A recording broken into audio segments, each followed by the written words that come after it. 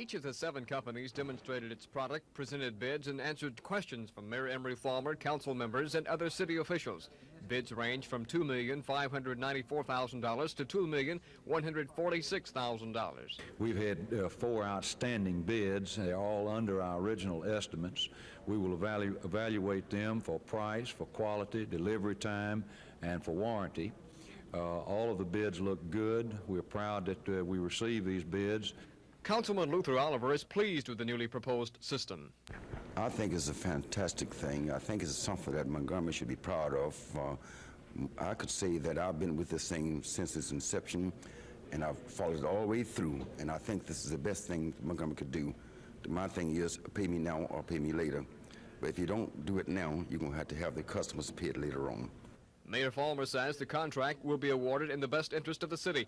The mayor says the council will vote Tuesday at its regular meeting whether or not to ratify financing of the new system, which Mayor Farmer claims will save the city about $1 million a year in sanitation collections. Dan Black, WSFA TV News.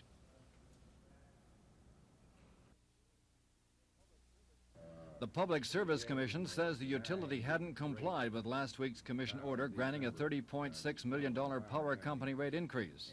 The company countered by charging that the commission issued conflicting orders. The action by the commission, with Commission President Sanford voting no, means the rate increase granted has been in effect since August the 1st and not since July 27th. The commission, in my opinion, has the power to adopt and prescribe those rates. That is what the commission did today. So the new rate, effective August 1st, 1980, will include the $30.6 million annual increase on service rendered. We did file the new schedules Friday for informational purposes. The staff looked them over and decided to adopt those rates today. Conway says the power company has its rate appeal with the state Supreme Court. Commissioner Pete Matthews earlier indicated he might step down before his term is up. Matthews opposed the power company's $122 million rate increase. The PSC rescinded its July order on deferred bill payments by the elderly after power bills skyrocketed during the recent heat wave. George Mitchell, WSFA TV News. Added surprise is my 3 times older than me brother, Henry, over here, who stood on the barricades of the empire and kept the barbarians, does just that for us here in Montgomery. I've talked to the black leaders about it. In most cases, I get police brutality hollered at me in return for it. But I think we have finally gotten some people's attention in the city of Montgomery that the black community has a problem and that they're committing 80% of the felony crimes in this city. And the next time you hear somebody holler police brutality, tell him to come down to the police department and I'll walk him around town and show him something. Last week, I spent 3 days, me and the mayor and 2 young police officers,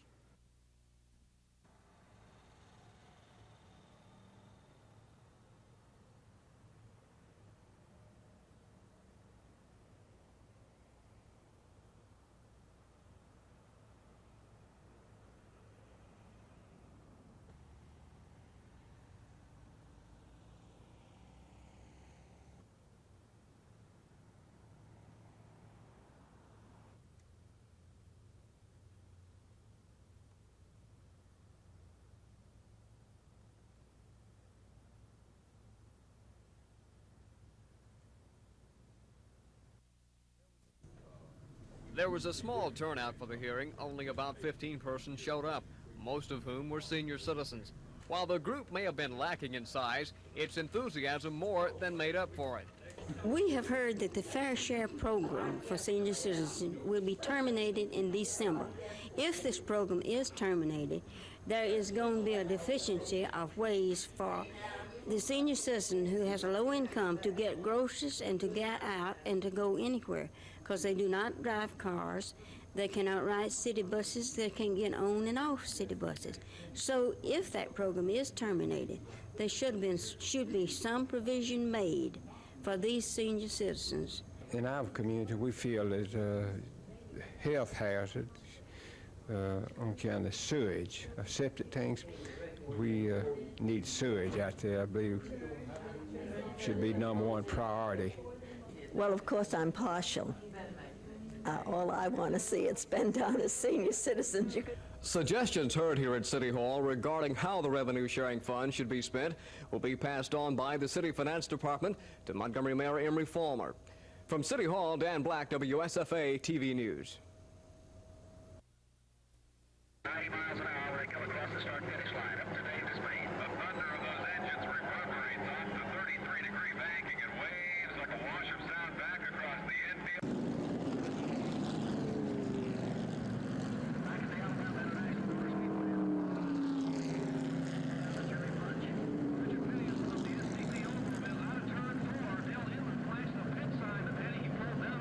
The guy who had been running fifth is way back in traffic as Money Maker leads.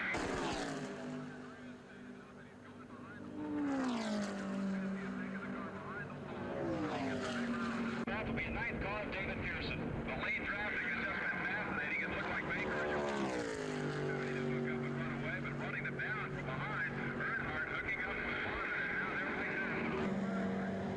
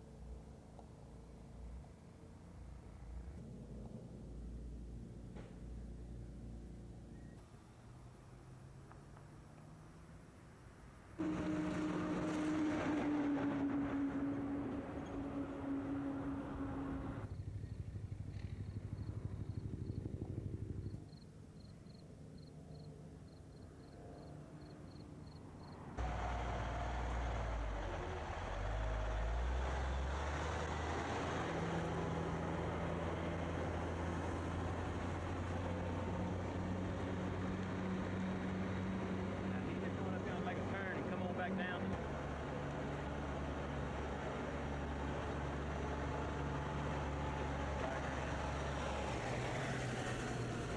We used to have 26 trailers domiciled here, now we got 7. The Department of Examiners and Public Accounts says the law establishing the 7-member board provides that they will serve without compensation except for travel expenses. The law also provides for $50 a day for up to 10 days on business for the board. The Legislative Sunset Committee, which recommends to the legislature whether a state board or agency should be abolished or retained, learned from state examiners that the Board of Funeral Services is now spending $10,000 more annually than it takes in through fees and licenses. Proposed legislation would increase fee costs to cover expenses. The board provides control over embalmers, funeral directors, and funeral establishments in the state. Licensees think the board should be left intact. The Sunset Committee is also looking at the Board of Examiners for Speech Pathology and Audiology. Since April of this year, it has issued 375 licenses. About 44% of those are not required to be licensed since they are certified by the Department of Education. George Mitchell, WSFA TV News.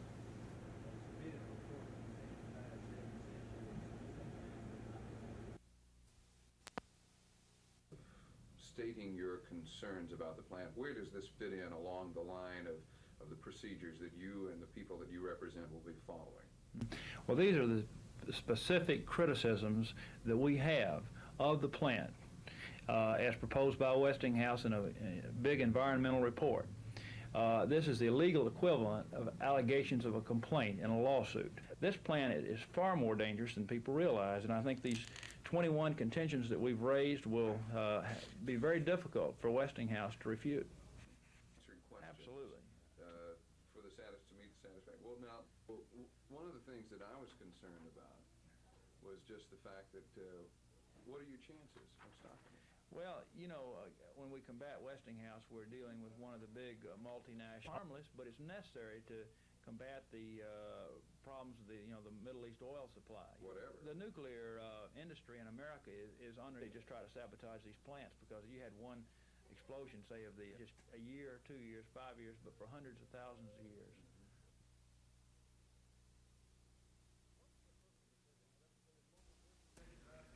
Most of the persons attending represented local business and industry. They were given questionnaires to fill out concerning different types of sewage waste. Copies of the questionnaire are also mailed out to the industrial community within the city. Officials say information gathered from the questionnaires will classify those industries to see if they must become part of the formal pre-treatment program. Officials add that the information will be analyzed and will be used as a guide in drafting a new sewer use ordinance. Once it is drafted, a public hearing will be held for consideration and later implementation of the ordinance. From Prattville City Hall, Dan Black, WSFA TV News. The council chambers were full, with standing room only.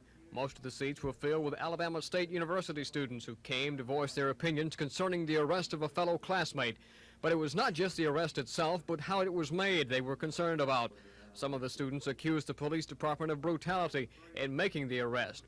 The students alleged that the suspect, when arrested, was handcuffed and beaten by police officers. Mayor Emery Falmer told the students that the policemen used only the amount of force necessary to subdue the suspect, arrested after a warrant had been signed by a female student at ASU. The city council members told the students they should have followed proper procedure regarding their complaint against the police department, rather than coming to the council first. However, ASU Public Relations Director John Knight told District 5 Councilman Luther Oliver that as a citizen representing his personal viewpoint, he had followed procedure before in other instances, and that, in his words, quoting, those procedures are null and void. After several more students voiced their opinion, they decided on the advice of the council to file a formal complaint with the police department's Bureau of Internal Affairs. But before the meeting was adjourned, the students told the council they would be back if no action is taken. From City Hall, Dan Black, WSFA TV News.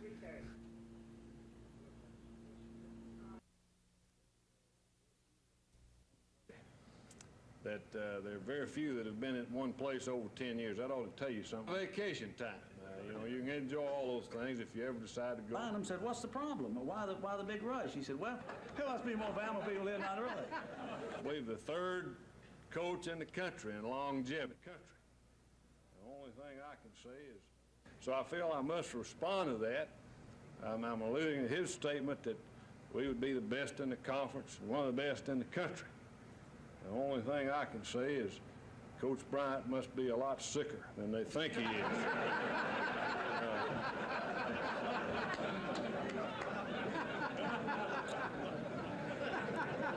I do know this. I know that he was sincere in that, because he really, there's two teams that he particularly likes in our conference. That's Auburn and Tennessee. I appreciate him thinking of us and wanting to help us all he can.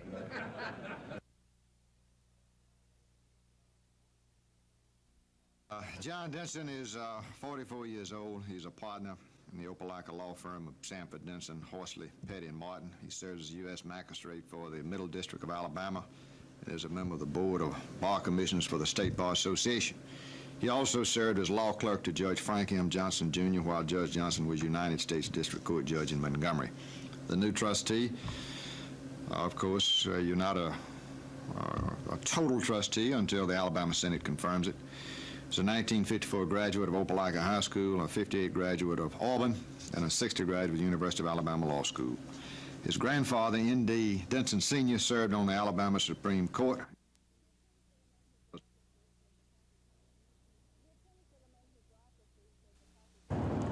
The attorney for the men who brought the suit says the Coffee County commissioners are using stonewall tactics to avoid complying with the court order. He says commissioners haven't taken any steps to provide funds for the jail, and he claims that they haven't even set up a timetable for the project. But commissioners claim a couple of issues are holding up their plans. They say they haven't levied any new taxes because they've applied for federal funds which will become available in September. County Attorney Warren Rowe asked Judge Gamble for a grace period until September 30th, when the commission will know whether the county can get federal money. Judge Gamble asked what assurance the commission can give that it will impose a tax if it doesn't get federal funds. 4 of the 6 commissioners swore they would pass a sales tax if the federal money doesn't come through, but several commissioners expressed reservations because of what Pittman calls another roadblock. That delay has to do with an architect who claims he has a contract with the county to build the jail. Commissioners say that contract was made years ago for a new jail in Elba and shouldn't be honored. They say until that matter is settled, they can't hire an architect to begin plans. Pittman says the commissioners aren't doing the job they're paid to do, so they ought not to be paid until they make an honest effort to comply with the court order. Judge Gamble says he'll make a ruling on the case shortly. Apparently, the county attorney thinks that decision will come sometime this week because he's asked the commission to schedule a meeting for Friday. Lisa Nielsen, WSFA TV News, Enterprise. James says if he can be convinced that a 1% sales tax increase isn't regressive, he might consider including the revenue-raising measure in a special session. He says he intends to limit the call to critical areas and those dealing with fundamental reforms. I will not call a special session for any item until the product that we wish to put before the legislature has been thoroughly designed, communications in depth with each and every legislator and senator have been brought to a conclusion, and we know when we come into special session, as much as it is possible to know, that those orders of businesses will go right through uninterrupted and then be successful. James says reform in post-secondary education would eliminate duplications and save money. The governor and Pensions and Security Commissioner Gary Cooper say the state is making strides in combating welfare fraud. Cooper says the state's aid to dependent children through ERA is down $3 million. He says $100,000 in fraudulently received welfare benefits has been received, and a savings of $6 million has been realized in ADC, food stamps, and Medicaid costs through jobs or training found for 4,000 ADC recipients. Cooper says Pensions and Security has an emergency welfare plan ready should Hurricane Allen require that it be implemented. George Mitchell, WSFA TV News.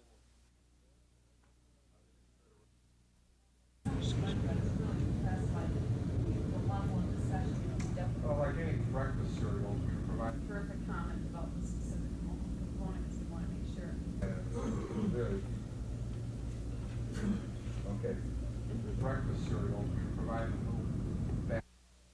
And what they have looked at is how teacher behavior at the very beginning of the teaching year, that is in the first 3 weeks of school, affects or impacts the overall effectiveness of the teacher throughout the year. And this translates, of course, into student learning outcomes. So, in short, what this research says is the teacher who organizes his or her class well at the beginning of the year usually sees the dividends in terms of increased student learning at year's end. By making one call to a central location, contractors or the general public can notify all companies with underground pipes or wires of their plans to excavate or drill. At the number called, the information is relayed to various agencies involved. If they have underground facilities in the area, they will send field personnel to the site and mark the line locations without cost to the excavator. For example, if a contractor goes to a job site and he sees yellow paint on the ground, then he knows that that is a gas main there. If he sees orange, this would tell him it was some type of communication. Red is power, green is water, and blue is sewage. Before any kind of digging, Ms. Mitchell says you can do both yourself and the utility company a favor by calling toll-free 1-800-292-8525 to find out where you can and cannot dig. Dan Black, WSFA TV News.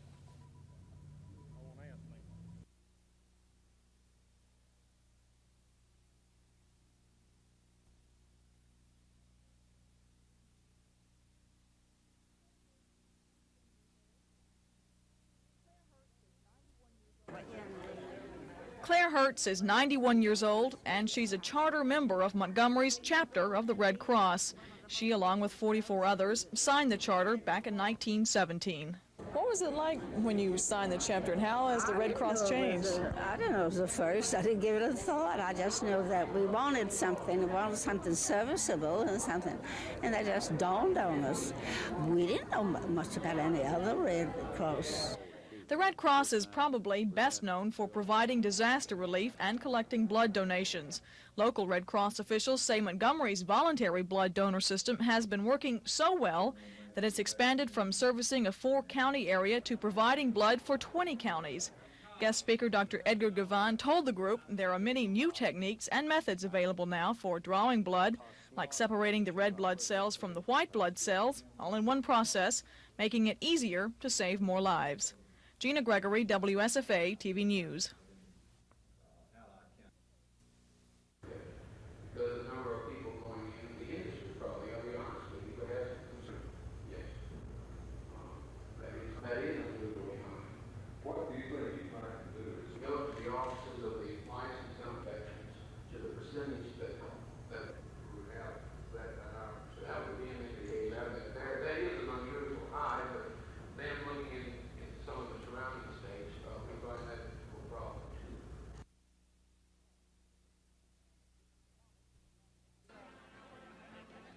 Talmadge had campaigned hard in an effort to win a 5th term in the Senate without a runoff election. But the weight of the Senate Ethics Committee investigation, which led to his denouncement by the Senate for mishandling official funds, and his personal problems, including a bitter divorce and a bout with alcoholism, were too much to carry. Talmadge promised to campaign even harder during the 3 weeks before the runoff. Get ready, get your fighting clothes on, and whatever the challenge may present, we're ready for it. I'll be ready, and I'm counting on you. Good luck, God bless. Talmadge's opponent in the runoff is Lieutenant Governor Zell Miller, who put together a coalition of blacks, white liberals, and labor votes to beat out 4 other candidates who were seeking Talmadge's seat. He, too, promised a tough runoff campaign. There's one clear message tonight, that it's time for a clean break with the past, that it's time for a new approach to the future, and a new morality in the United States Senate. The big question now is whether the supporters of the candidates who lost will vote for Miller. If they do, he is almost sure to win. But if they stay home on Election Day, Talmadge will have a good chance for re-election.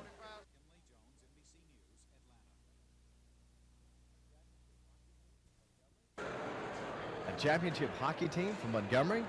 That's right. Sponsored by the Hyatt House Hotel in Birmingham, this team of Montgomeryans won the AA Men's League Championship of the Birmingham Amateur Hockey Association last year. Right winger Bill Lopez says being able to practice year-round is a big reason for the team's success. Well, that's our big advantage. That's why we feel we won the championship. The guys, and these southern guys are a lot bigger than us northern guys for some reason. We skate here during the summer on this rink, and we have our wind pretty well straightened out by the time we get to Birmingham, and the guys are pretty cold up in Birmingham. We kind of catch them by surprise. Last year it was basically our skating ability that more or less won us the championship. How long has the team been in existence here in Montgomery? Well, Just about ever since the rink started. We've been trying to get hockey started in Montgomery. Now the rink, we cannot play hockey here in the rink. There's no way that we could ever play any type of sanctioned hockey here on the rink. But we do practice here, and we skate. We use these little round orange, they're no ice balls, and they're, you know, they don't do any damage. They're not like a puck. A puck can destroy something pretty easy. The team is looking for some new talent this year to help defend the championship. Anyone 19 years of age or older with some previous hockey experience can try out for a spot on the team. Lopez says they are hoping for a local sponsor this year to make it an all-Montgomery effort. Who could forget the incredible U.S. victory over Russia to win the hockey gold in the Winter Olympics? Well, Lopez foresees a dying out of the renewed interest in hockey was brought on by that Olympic feat. But he says 4 years from now, during the next Winter Games, interest in the sport will pick up again. Dave Cody, WSFA TV Sports.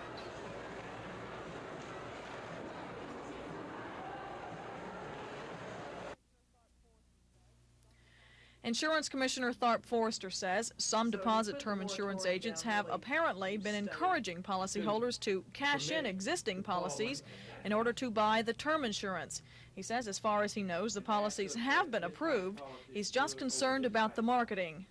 Many of these agents are being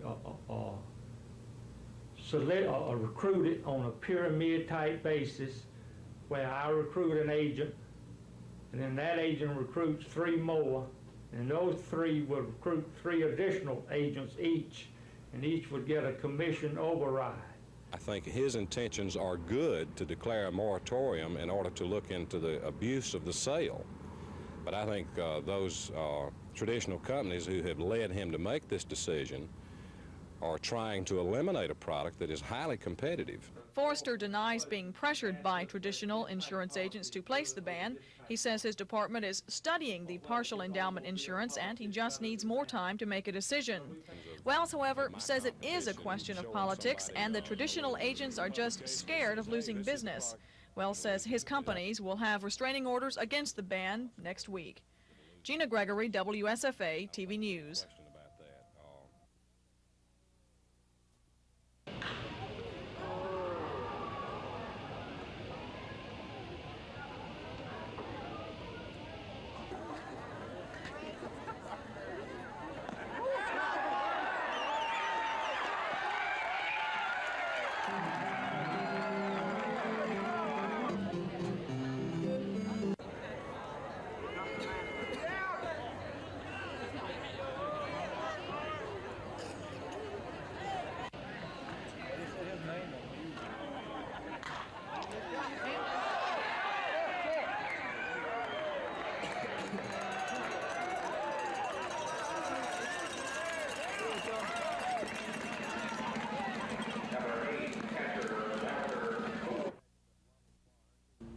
The students allege that Ronald Barnes, who was arrested on an assault warrant, was beaten by Montgomery police after being handcuffed. Mr. Barnes, while walking to the police car, asked why he was being arrested, and no explanation was given.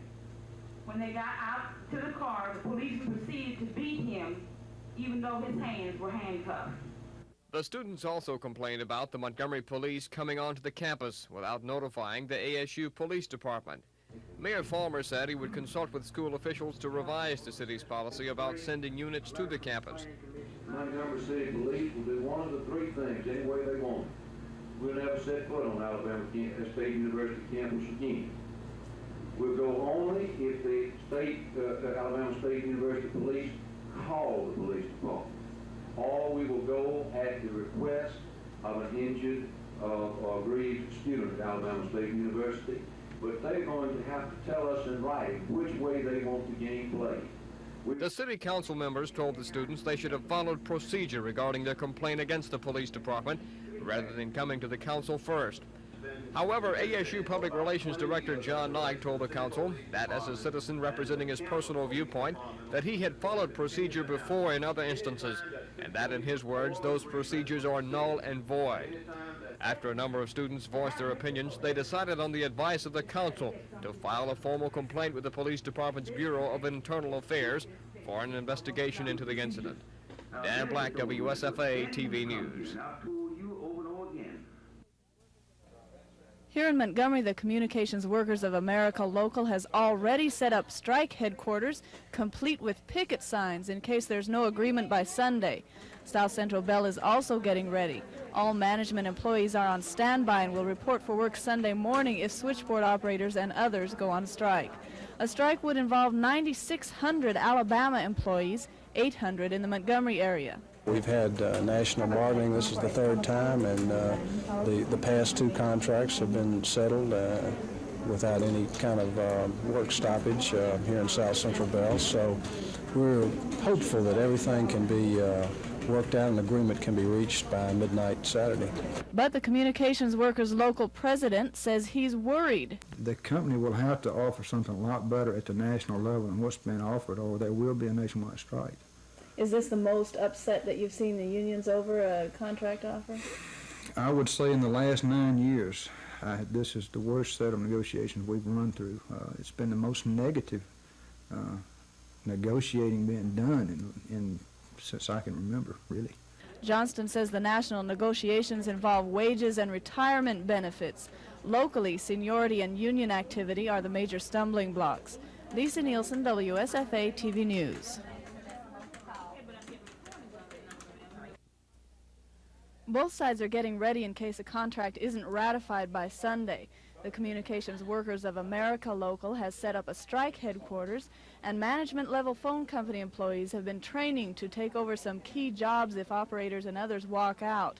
Local union president C.S. Johnston says the Bell system is offering an unacceptable wage package, which puts a 6% limit on cost of living raises and offers bigger increases to craftsmen than to lower-level workers.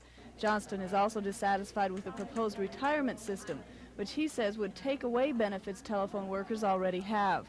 Locally, he says South Central Bell is trying to reduce seniority rights and limit union activity. A spokesman for South Central Bell says the company is just trying to balance the needs of its employees with its obligations to shareholders and customers. Lisa Nielsen, WSFA TV News. Farm Bureau President Goodwin Myrick says farmers want a market they can depend on, and when the government intervenes to impose embargoes or fix prices, then the market becomes uncertain. Our position has always been that we would rather have our price at the marketplace than to be guaranteed by government, because we've seen some in times past where the government put a price above the markets, and then the products would come into the government storage and then came back to depress the prices. We feel like the government has entered into our lives in the farming sector to the point where it's awfully difficult to do our production capabilities that we know how to do. Sanford says farmers have had a difficult year. Between the heat wave and high energy costs, things look bad. But he says sharing thoughts with legislators at the conference helped. Gina Gregory, WSFA TV News. Forster says he made his decision to resign to pursue his private business interests. That includes several developments in the Gulf Shores area. And he says he made his move in order to devote full time to his family and business. Forster, in a letter to Governor James, says inasmuch as the state, through the Department of Conservation, is a major landowner and developer in the Gulf Shores area, he says he wants to avoid any possible conflict of interest or its appearance. It's learned Forster is an officer of a company that last May purchased property from the state. The Attorney General's office says it's probing a possible violation of the ethics law. The property in question is at Bon Secure in the coastal area of Baldwin County. Forster is not in his office. His secretary says she doesn't know where he can be reached. Governor James says he requested and received Forster's resignation because he says he believes there could be a possible conflict of interest in his job as conservation director and his real estate activities in Gulf Shores. The governor says Forster has done an outstanding job with the Conservation Department and for the people of Alabama. Reporting from the state capitol, George Mitchell, WSFA TV News. Thank the other companies for their bid. A lot of effort went into that. I want to give a particular hard choice to make, considering all the factors the low bidder can provide totally into operation.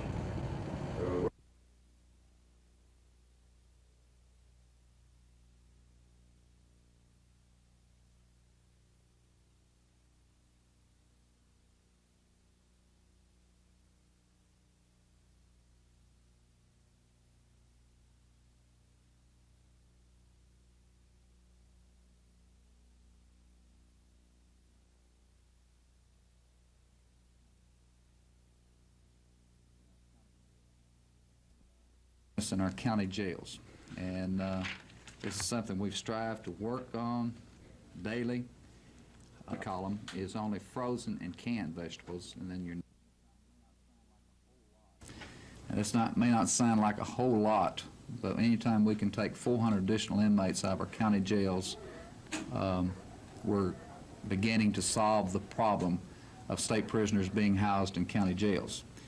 And I said it a long time ago, and I say it again, I will not be satisfied until we can take on our own responsibility of state prisoners in state institutions. And we will not rest on laurels at all until this is accomplished. But through renovations in last year, it was October of last year, Governor, we've got 3 shifts operating.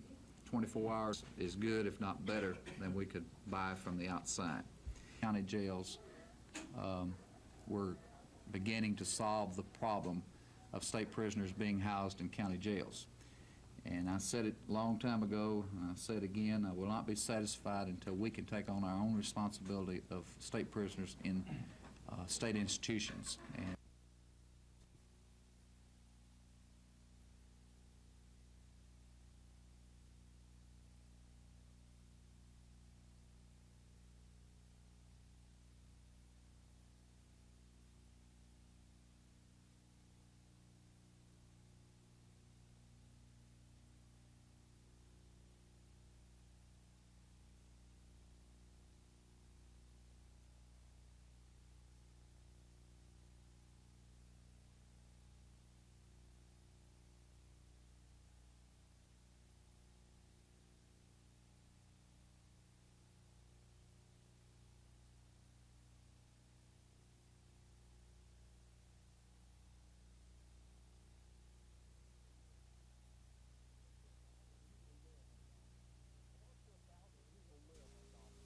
Close to 1,000 people live on Dauphin Island. Many are still rebuilding after Hurricane Frederick. That storm caused millions of dollars damage on the island, not the least of which was the destruction of the only bridge to the mainland. Work has been started to rebuild the bridge, but until it's completed, islanders have to rely on a single ferry boat. That could mean real danger if Hurricane Allen heads this way, forcing an evacuation.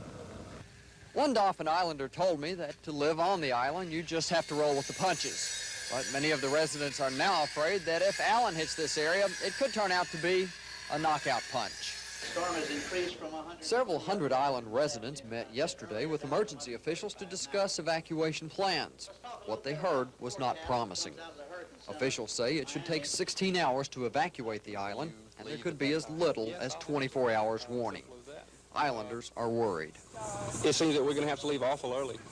If it gets in the Gulf of Mexico, according to what they've told us here, then we're going to have to get off the island because of the time limit. Simple as that. The witching hour should come for Dauphin Islanders early Friday morning. The decision on whether they should evacuate will be made then.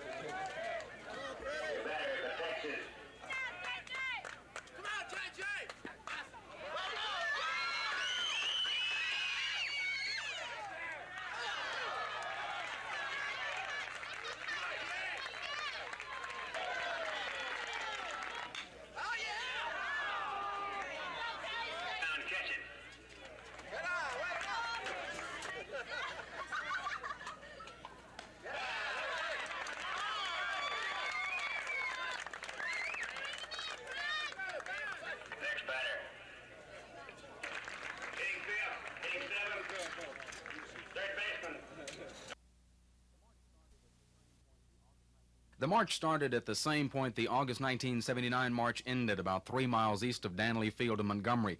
Last year, more than 170 Klansmen were arrested and jailed when they tried to march into the city without a parade permit. Last year's arrests also netted a bevy of firearms and weapons, but one condition to this year's march was a full-scale search. Each marcher was scanned with a metal detector, then escorted into a police cordon. About a dozen Klan-owned cars were also searched, but nothing found. 140 robed Klansmen started the long 8-mile walk to the state capitol. The long march had its casualties. About 20 Klansmen dropped out. Several police officers did as well. The heat was the most awesome foe to any of the participants in the march. There were a number of onlookers all along the route. The only confrontation to any degree came as the Klansmen walked through the fringe of a predominantly black neighborhood. This segment of the march was a deviation from the prepared route. Mayor Emery Fulmer wouldn't say if a large crowd of blacks along the original route prompted the change in plans. 5 hours after the march began, the group reached its destination to hold a rally. About 100 sympathizers and onlookers greeted the Klansmen as they walked up to the Capitol, but a large line of police kept them from joining the rally.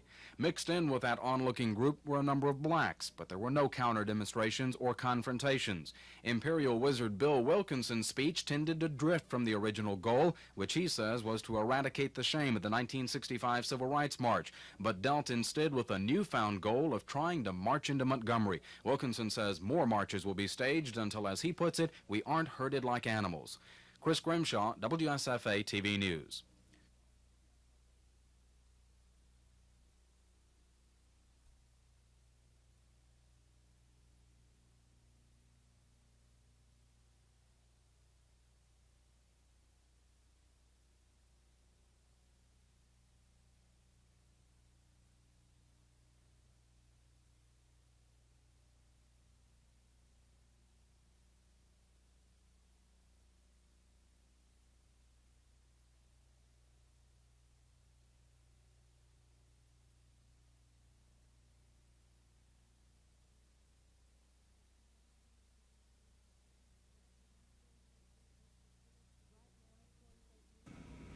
Right now, Troy State University students can get a minor in political science, but that's all.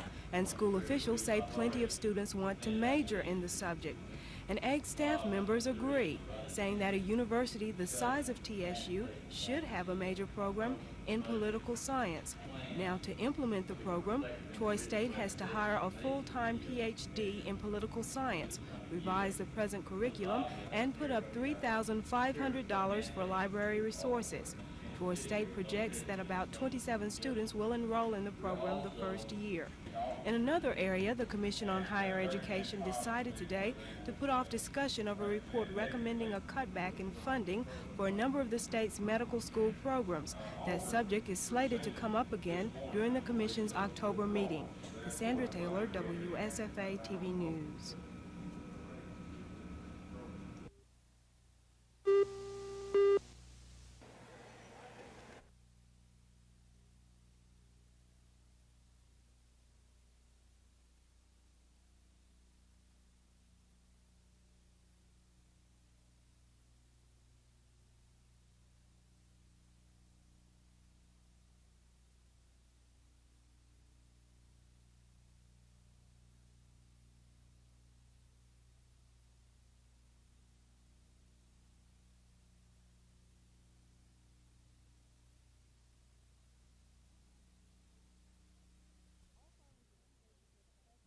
All farmers in the state have been affected by the heat wave, and some say things aren't looking any better now. We are definitely in a critical period of our production cycle at this time. We have sustained crop damage in most of the crops that the state farmers produce, and a lot of this damage cannot be repaired. Farmers in 67 counties are now eligible for federal disaster help for crop and livestock damage caused by the drought. To qualify, a farmer must have at least a 20% loss in his operation. The funding may be able to help the farmers secure the funding they need to stay in business. Another problem facing farmers is foreign produce flooding the market, competing with higher-priced U.S.-grown farm goods. I think where we have products coming into this country that has been supported by a foreign government to try to disrupt our markets, this we should restrict against. we have to somewhat feel like if it's free trade, we have to meet the competition as far as price and quality and quantity as well as quality. But if it's being supported, we have some products that have been shipped to this country that has been supported by a foreign government in subsidies to the production of that product in that country. We feel that this is not fair competition. Even though things are looking pretty dim for the American farmer now, Myrick says he would still encourage anyone to go into the farming business, since only 2 to 3% of the population is involved. He says there will be a day for the farmer sometime in the future. Lisa Nielsen, WSFA TV News. The show is sponsored by Alabama Wholesalers Incorporated, a Montgomery-based full-line food service distributor. The company serves over 1,000 customers, like restaurants, schools, hospitals, and other institutions within a 200-mile radius. Officials with Alabama Wholesalers say in many instances, these customers don't have an opportunity to find out what's being offered in the food service industry. That's why this weekend's exhibition was set up, to give them a chance to examine, sample, and order some of the new food ideas and package sizes available to them. In addition to the new items and the new packings, we have a new idea in inventory control that's of vital importance for the restaurant industry. As you know, in these times of inflation and cost control, it's important for the people who operate restaurants and all businesses, in fact, to control the inventory. And this gives them an opportunity to do this. Robinson says a show like this is good for the economy in the Montgomery area as well as other parts of the state, and predicts the sales will be in excess of $250,000. Cassandra Taylor, WSFA TV News.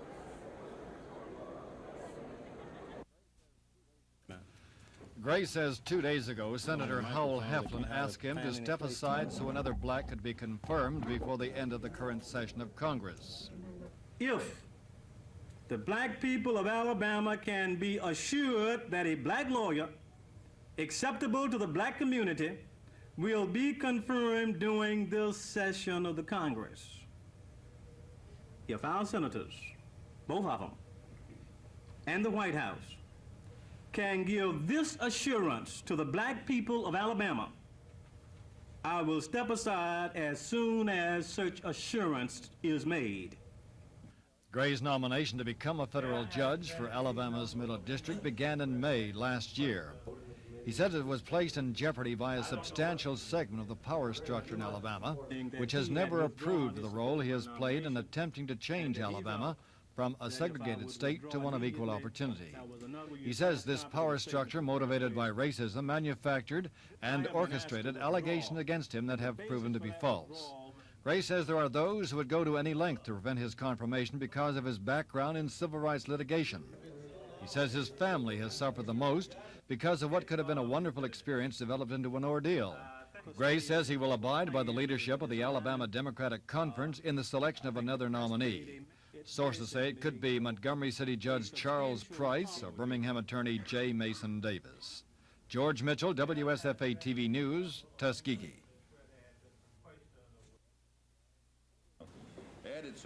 Swindle says the Montgomery Police Department's budget has grown in 10 years from $2.5 million annually to more than $7.5 million a year. He says his officers in the School Relations Bureau of the Youth Aid Department will wear uniforms when on duty at Montgomery's public schools. He says he didn't realize how important these officers were till it was mentioned they might be pulled out of the schools. They say that you want to keep it on a personal basis, and if the young man or lady in the school system that has a problem would not want the police officers to come to their neighborhood in a marked police car or in uniform, and it would be embarrassing to the family. I think it probably would be embarrassing to the family. But if you'll see some of the things that goes on in our schools on a daily basis, maybe we need some embarrassment to the family. Maybe the family's place that ought to be stopped, they are in the schools. Hopefully, the officer in the uniform will not detract from his job as a school relations officer, but will increase in it. Hopefully this is the case. Swindle says while some Alabama cities showed increases in crime last year, Montgomery showed a better than 4% decrease. He says the national average increase in crime was 8%. George Mitchell, WSFA TV News. He'd like to talk about The report says that decent, safe, and sanitary housing are not being provided by the Montgomery Housing Authority. HUD officials say the lack of internal controls, excessive vacancies, and failure to repair vandalized apartments quickly is causing losses of nearly $50,000 a year. They also say the lack of effective communication between departments at the Housing Authority has resulted in a failure to provide decent housing for public housing dwellers. Unkept grounds and chronic vacancies were other targets in the HUD report, which also called for employment of a trained comptroller with an accounting background. The report cited the lack of a trained comptroller as the reason for the lack of financial control at the Housing Authority. Other areas cited by HUD as badly in need of change or improvement include tenant leases not being kept up to date and special rents charged to maintenance personnel who live in the housing projects. HUD says their rent should be increased from the present $23 per month to at least $100 per month. The report covers all areas of the Housing Authority's management procedures, asking that nearly all of its budget and fiscal controls and tenant selection procedures be redesigned to make sure tenants are not underreporting incomes and to make sure that there are adequate records for all funds handled by the Housing Authority. I asked Housing Director J.C. Miller for comments on the report, and his comments were, "We're preparing a reply to the report, and further comments are unnecessary." This is Norman Lumpkin, WSFA TV News in Young Fort Village. For 3 weeks, about 90 Montgomery police officers have been going through drills, formations, and instruction in crowd psychology. Today was their final inspection by the mayor and police chief Charles Swindle. As part of the training, the police department is using new equipment, including gas masks and special helmets for riot control. Swindle says the police department was going to have crowd control instruction anyway, but it's a coincidence that the program is ending just as the Klan is going to march. Fulmer is happy with the training. He told the officers he'd be proud to fight alongside any of them. The best way to not have trouble is to be prepared. Only those will have peace who are prepared to fight for it. We don't anticipate any trouble tomorrow, and we don't anticipate any problem at all. But Montgomery Police Department's got to be ready for whatever might happen now or in the future. Oh, any time. Fulmer estimates the weekend will cost the city $25,000. Lisa Nielsen, WSFA TV News.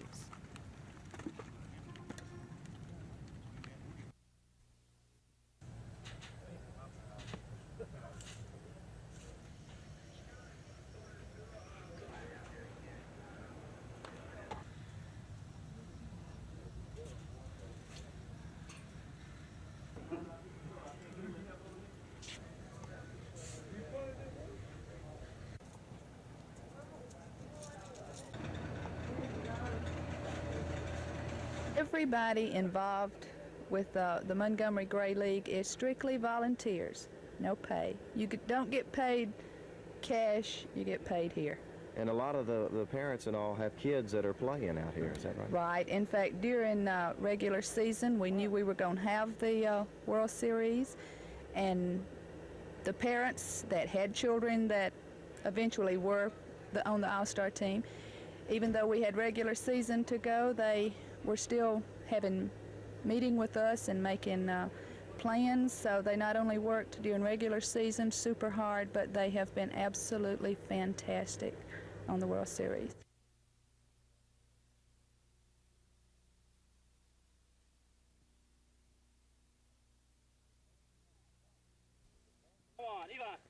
The Panthers, twice winners of the state 2A football championship, have moved up to 3A, where they'll have to face perennial powerhouses, Lynette, Valley, and Stanhope Elmore High Schools. Coach Terry Bird is less than optimistic about this, his 18th year at Elmore County. Probably the playoffs are a thing of the past. We're on our way out in that respect, I'm sure. We don't know what to expect. We know that Valley and Lynette play good football. They just come at you and do nothing real fancy, but they play good, solid football. And we've played a lot of good, solid football teams in the past. And it's just something that the big difference we feel like is going to be is that the competition is going to be there every week. In the past couple of years, we've had some teams that we could, have a slack day and not a slack week and not have an outstanding team to play. Whether we can do it having one week after week, that gets into the numbers game, and how lucky we are on injuries, and you never know. What do you think of the first day of hitting out here? I enjoyed it. The kids enjoy it. As long as they have a good time. If they're not real good, nobody tells them that they're not. They may not believe it. And we always have a good time. That's just too much into it not to get out here and not have a good time. A sophomore, Bobby DeJarnette, is expected to start at quarterback for the opener August 28th against Stanhope Elmore. Backing DeJarnette up will be a 9th grader. Yes, the numbers game will indeed play a big part in the upcoming football season for Elmore County High School. Dave Cody, WSFA TV Sports.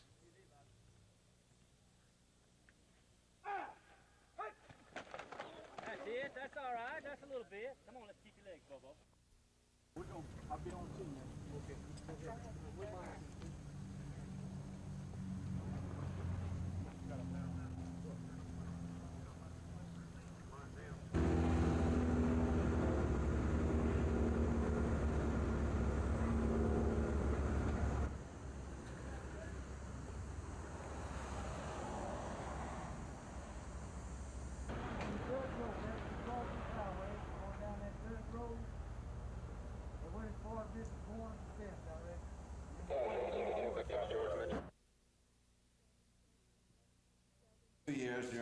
Selden says he's running for the United States Senate under the Republican ticket because the current administration has done little to solve the problems facing Americans.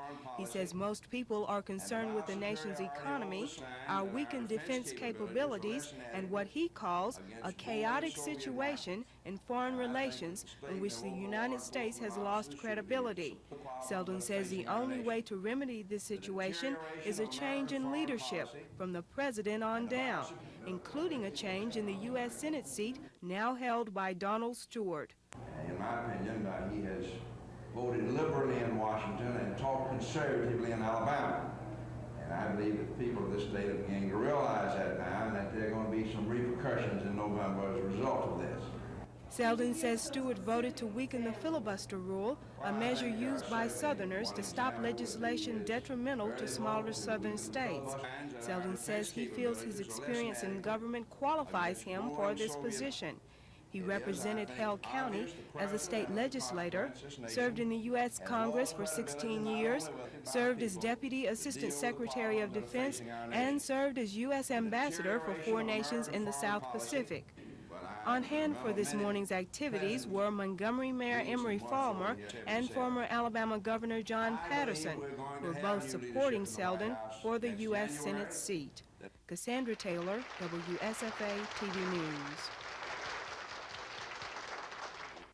We've added additional 76 correctional officers to our present manning level, and this is broken down into 46 additional positions at Draper, 14 positions at Kilby, 6 at Staten, 3 at the Cattle Ranch, and 7 in Mobile, for a total of 76 additional positions.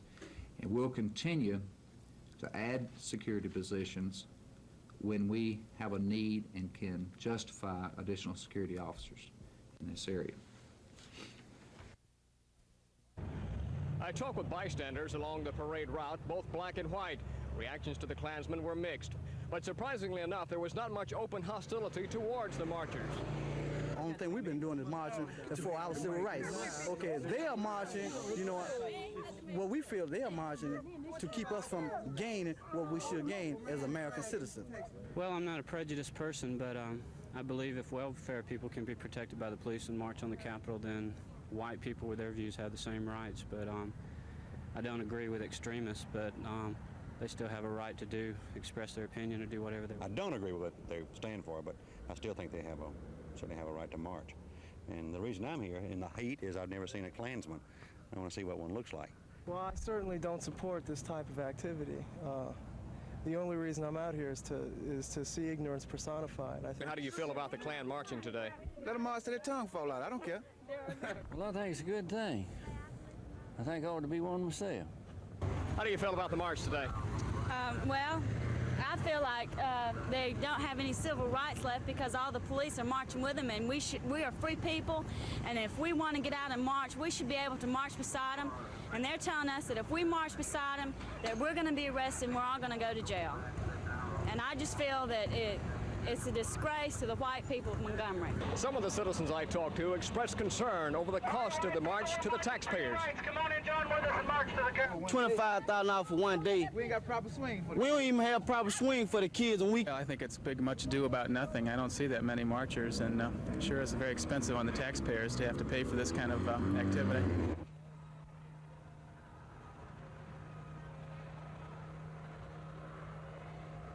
From along the parade route, Dan Black, WSFA TV News.